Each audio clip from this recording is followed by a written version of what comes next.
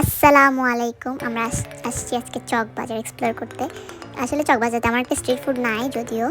এখন একটু বাইরে এসে দেখলাম এখানে হালিম বিক্রি করতেছে। এটা আম্মুর জন্য নেওয়ার জন্য প্ল্যান করতেছি।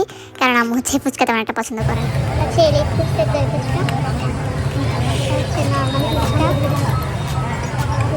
তুমি চকটা দেখছো? Thank you. বাচ্চাটাকে নিয়ে অনেক হাসলাম, হেসে দুষ্টামি করে বের হয়ে গেছি। এরপর বের হয়ে আমরা হালিম নিলাম আম্মুর জন্য, কিন্তু এখানে আম্মু সব দেখাচ্ছে হাড্ডি। আর কুকুরটা বসেছিল, ওর জন্য একটা 10 টাকার বিস্কিট এনে আমরা বিস্কিট দিলাম। ও অনেক অসুস্থ, আস্তে আস্তে খাচ্ছিল। এরপর একটা দারুণ অফার দিচ্ছিল 10 টাকা দিয়ে। আমি 10 টাকার অফারে তাড়াতাড়ি যাই কয়েকটা ক্লিপ নিয়ে নিয়েছি, একটা বেল্ট নিয়েছি।